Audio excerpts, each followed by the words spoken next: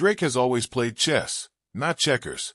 But now, it looks like he just made a move that's forcing one of the biggest players in the industry, Universal Music Group, to push back. And they didn't come gently.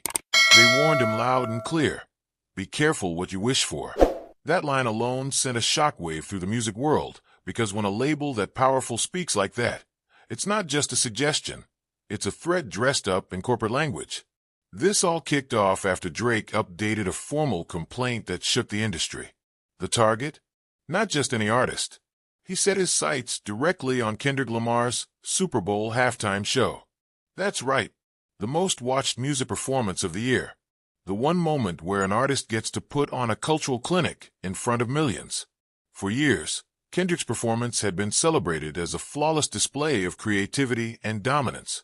But Drake just opened the door to a whole new way of looking at it. He's accusing the event, and the powers behind it, of tilting the playing field unfairly. According to insiders, Drake's team filed updated documentation that essentially questions how Kendrick's Super Bowl performance was handled behind the scenes. They're not accusing him of lip-syncing or any kind of musical fraud. No, they're going deeper than that. They're raising questions about licensing, timing, control of music rights, and possibly even the way streaming spikes are calculated after an event of that scale.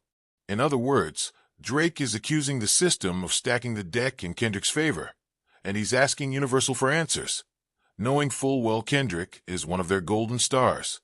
Now, that's where things get intense, because Kendrick and Drake have had a Cold War going for nearly a decade. Little jabs, subliminals, verses laced with tension. But this move? This is different. This is Drake stepping out of the booth and into the boardroom. He's going after the machinery, not just the music. And Universal didn't like that. Not one bit. Their warning didn't come from some intern. It came from the top.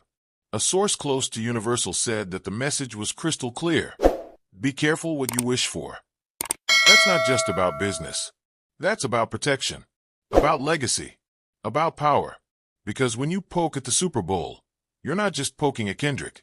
You're poking at the NFL, Apple Music, the streaming gods, and one of the most airtight marketing machines in entertainment.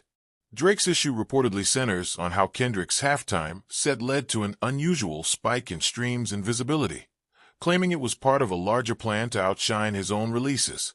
His team believes certain platforms and media partners were coordinated to boost Kendrick's numbers in a way that made it impossible for any other artist to compete. The question isn't just was Kendrick that good? The question is, was it manufactured? Drake's not new to this. He's seen it all. But this time, he's breaking the fourth wall. Instead of competing on the charts, he's questioning how the charts are even made. That's dangerous, especially when the people you're questioning have more lawyers than some countries. What makes this whole thing even crazier is that Drake isn't just aiming at Kendrick's success. He's aiming at the foundation it stands on. He's calling out favoritism in the industry, saying some artists get backed in ways others don't. And while Kendrick hasn't responded directly, his fans have. Twitter lit up with people calling Drake bitter, insecure, and jealous. But at the same time, a surprising number of fans started wondering, what if Drake has a point? Think about it. Kendrick's Super Bowl set was instantly added to every major playlist. His streams jumped by millions overnight. Articles were pre-written and published within minutes. Brands lined up with new deals. And suddenly, the narrative was sealed. Kendrick is untouchable.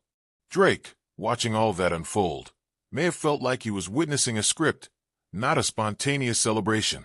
And maybe he just couldn't stay quiet. Drake's relationship with the industry has always been complicated. He's not just a rapper, he's a global business. But unlike Kendrick, who often stays low and lets the art speak, Drake's out front. He talks. He posts. He responds. And now he's demanding transparency in a world that thrives on secrets. That's brave, but it's also risky. Because Universal doesn't forget. They own catalogs. They control release dates. They decide who gets radio pushes, who headlines festivals, who gets buried in algorithms. And Drake knows that. So why do it? Why push the button? Some say it's ego. Others say it's strategy. But the most likely answer? Drake feels cornered. Between Kendrick's rising profile, J. Cole distancing himself from rap battles, and a wave of younger artists coming up fast, Drake might be feeling the pressure. And when that happens, he doesn't fold. He flips the whole table. There's another layer to this, though. Kendrick hasn't said a word. No IG post. No tweet. No lyric. Nothing. He's playing it how he always does. Quiet, focused, letting the silence work in his favor. And that silence is loud, because it gives his fans power. They get to speak for him, defend him, meme him into legend status, while Drake looks like the guy trying to pull the fire alarm in a building that isn't burning. But maybe it is burning. Maybe Drake sees the fire before the rest of us. Maybe he knows things about deals, partnerships, hidden numbers that would change the way we see some of these moments. That's what makes his move so compelling. He's not calling out an artist, he's calling out the machine. And the machine doesn't like being questioned. Still, the warning remains. Be careful what you wish for. That line could mean anything. A veiled threat about access, a promise of backlash, or maybe a reminder that going against the system means you better be ready for war. Because once you make the game about fairness, everything gets scrutinized, including your own wins. Drake might be ready for that. He's built for long games. But this one? This is the biggest one he's played. It's not about albums or tours. It's about influence, control, and who really runs the music business.